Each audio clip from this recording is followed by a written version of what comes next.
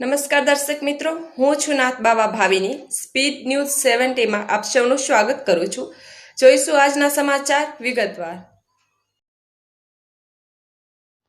સરહદી જિલ્લો કચ્છ કે જ્યાં તમામ સુરક્ષા બળો દેશની રક્ષા કરે છે. કચ્છ જિલ્લામાં દર વર્ષની જેમ દેશની સુરક્ષા એજન્સીઓ દ્વારા વાર્ષિક તટ રક્ષણ એક્સરસાઇઝ યોજવામાં આવે છે. આ વર્ષ કચ્છની આંતરરાષ્ટ્રીય સીમાએ સાગર શક્તિ એક્સરસાઇઝમાં સેના, નેવી, એરફોર્સ, તટરક્ષણ દળ, સીમા સુરક્ષા બળ સાથે ગુજરાત પોલીસ, મરીન પોલીસ તેમજ ફિશરીઝ ડિપાર્ટમેન્ટ ભાગ લીધો હતો અને કઈ રીતે દુશ્મન દેશ પર હુમલો કરાય છે તેનું પ્રદર્શન કરવામાં આવ્યું હતું. લખપત લકીનાળાના કીક વિસ્તારમાં જમીન, આકાશ તેમજ જળમાર્ગ સુરક્ષા એજન્સીઓ દ્વારા આ જોઈન્ટ એક્સરસાઇઝ થકી તાકાત પ્રદર્શિત કરવામાં આવી હતી. આ વર્ષ આ સંરક્ષણ કવાયતમાં ખાસ ફિલ્ડ ટ્રેનિંગ એક્સરસાઇઝનું લખપત ખાતે આયોજન કરવામાં આવ્યું હતું. દેશની તમામ સુરક્ષા એજન્સીઓ એક સાથે કાર્ય કરતા તત્પર છે. મીડિયા સાથે વાતચીત કરતા ગુજરાત BSFની DIGએ જણાવ્યું હતું કે દેશની તમામ એજન્સીઓ દ્વારા આજે કીક વિસ્તારમાં એક્સરસાઇઝ કરવામાં આવી. તમામ ફોર્સિસ સાથે રહીને કઈ રીતે કાર્ય કરશે અને કોઈ પણ પરિસ્થિતિમાં પહોંચી વળવા માટે કઈ રીતે કાર્ય કરવું એના માટે બધા તત્પર છે. BSF 4050 ચોરસ કિલોમીટરની સુરક્ષા કરે છે અને ખાસ કરીને કીક વિસ્તારમાં BSFના જવાનો તૈનાત છે અને દેશની સુરક્ષા કરે છે. ત્યારે આ એક્સરસાઇઝ મારફતે તમામ જવાનોને જણાવ્યું હતું કે આવી કોઈ પરિસ્થિતિ સર્જાય તો કઈ રીતે જવાનોએ કાર્ય કરવું.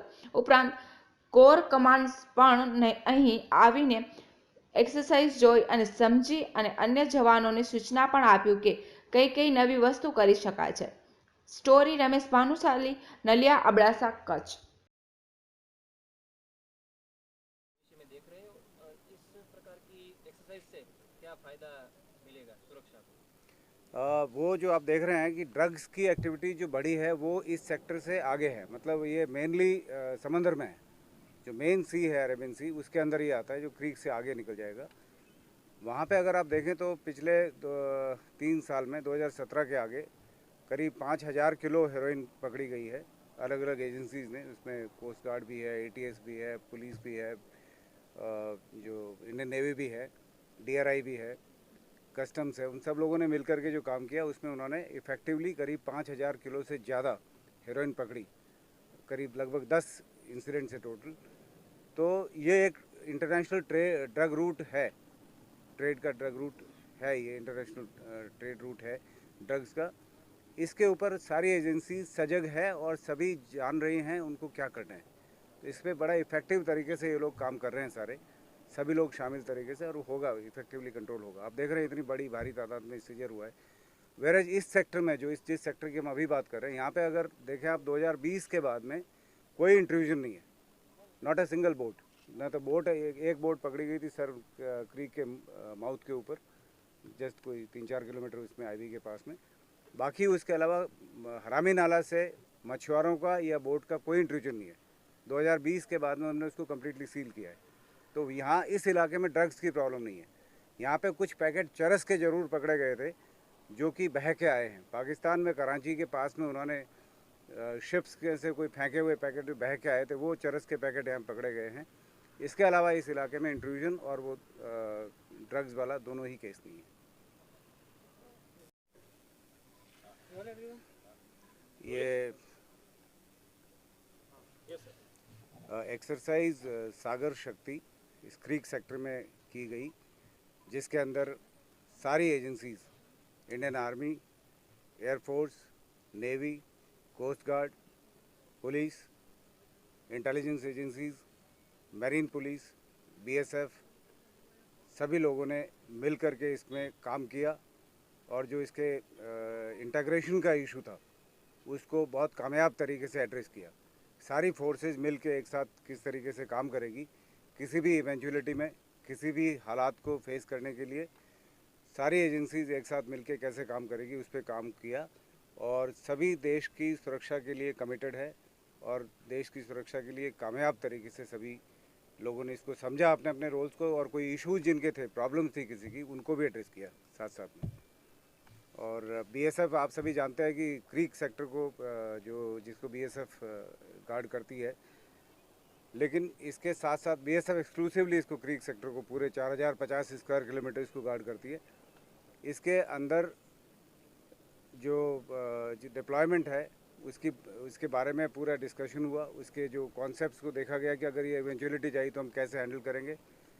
और हमारे जो हाईएस्ट मिलिट्री कमांडर है यहाँ पे कोर कमांडर, उन्होंने आकर के खुद देखा और हर चीज़ को समझा। उन्होंने अपने तरीके से हमें बताया कि और क्या नई चीज़ें की जा सकती है और सब ने इसको समझा। Thank you. जय हिंद। क्या सामने आया, मतलब ये हाँ, आपने कार्यों पर चर्चा की, क्या मुश्किलें सामने आई और इसका हल के लिए क्या हमने सोचा? कोऑर्डिनेशन के जो इश्यूज थे, जैसे वैसे तो यहाँ पे एक आपकी सूचना के लिए मैं बताऊँ कि यहाँ पे COR फंक्शन करता है भुज में, सेंट्रल ऑप्स रूम।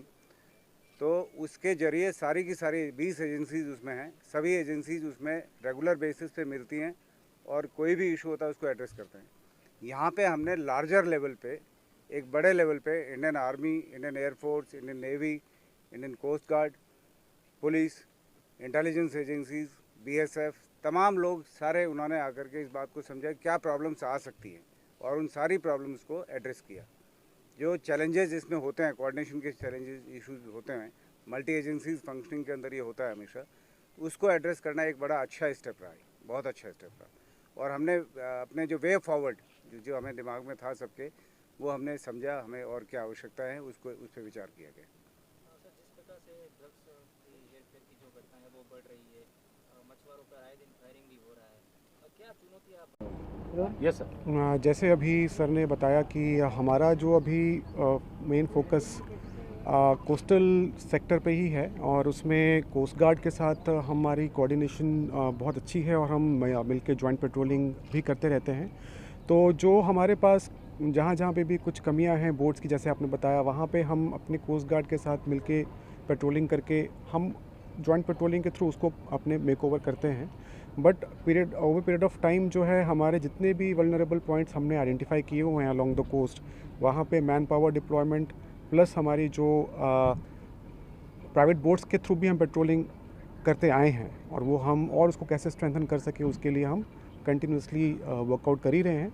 सो जो हमारी कोस्टल एरिया में जो जहाँ जहाँ पे भी आपने जो चिंताएं व्यक्त की हैं, वो सारे जो हमारे इश्यूज ध्यान पे हैं और उसको हम कंटिन्यूसली वर्कआउट कर रहे हैं किस तरह से स्ट्रेंथन कर सकते हैं। हमारे जितने भी कोस्टल के अलोंग फिशरमैन जो फिशिंग करने जाते हैं, तो उसमें हमारे फिशरमैन वॉच ग्रुप्स के थ्रू, उनके थ्रू हम ह्यूमन इंटेलिजेंस हमें कंटिन्यूस मिलती रहे।